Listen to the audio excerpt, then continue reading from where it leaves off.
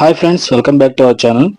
Friends, మనకి group D సంబంధించి exams అయితే కంప్లీట్ అవ్వడం అయితే జరిగింది కదా మన 10వ తారీఖు.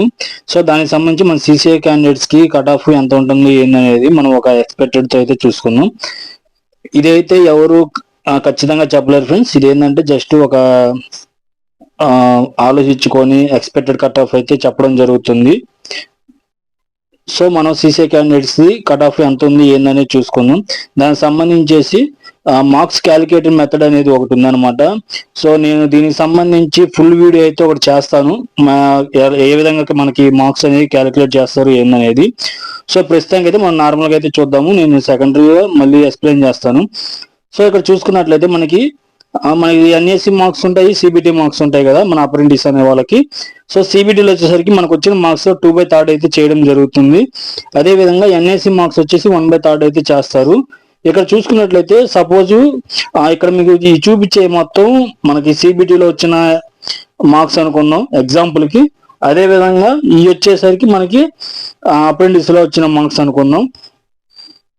సో ఈ విధంగా మనకి ఒకవేళ ఈ సిబిటీలో మనకి 35 వస్తే వాటి 2/3 చేయగా మనకి 23.33 వస్తుంది. అదే విధంగా మనకి ఎన్ఏసీలో 80 మార్క్స్ వచ్చిన వాళ్ళకి అంటే 80% అనేది మనకి ఉంటుంది కదా. సో ఆ విధంగా దీన్ని 80% మార్క్స్ కన్సిడర్ చేసుకుంటే 80 మార్క్స్ 1/3 అంటే 26.66 అనేది వస్తుంది.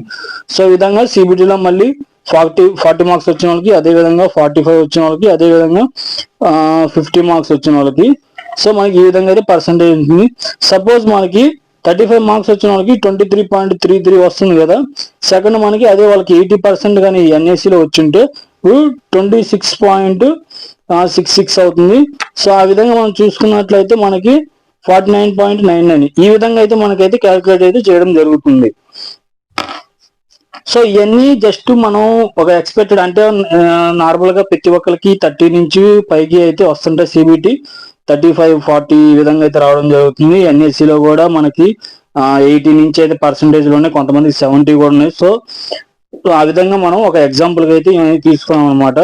సో నెక్స్ట్ చూసుకున్నట్లయితే మన సిసిఐ వాళ్ళకి కట్ ఆఫ్ ఎంత ఉండబోతుందంటే ఇది ఎక్స్పెక్టెడ్ గా మనం చెప్పుకోవాల్సింది ఏంటంటే యూఆర్ వాళ్ళకి 52 నుంచి 56 దాకా అయితే ఉండడం జరుగుతుంది.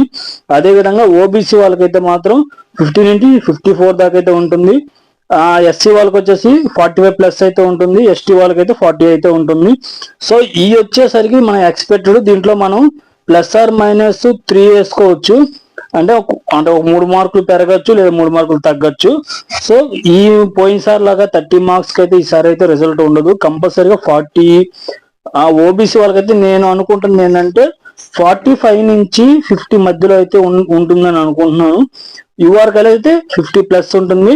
ఓబీసీ వాళ్ళకి 45 నుంచి 50. కానీ మనం ఇక్కడ ఏంటంటే కొద్దిగా ఒక 5 మార్క్స్ మనం ఎక్స్ట్రానే చెప్పుకున్నాము.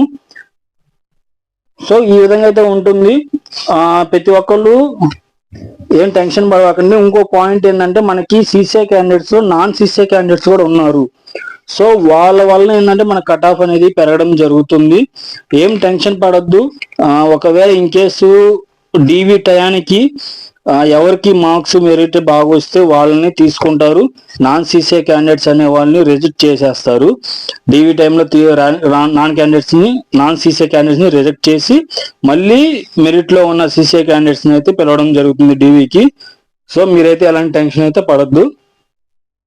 సో ఇది ఫ్రెండ్స్, నేను వచ్చేసరికి ఈ మార్క్స్ క్యాలిక్యులేట్ మెథడ్ అనేది నేను ఒక వీడియో అయితే చేస్తాను, ఫుల్ వీడియో.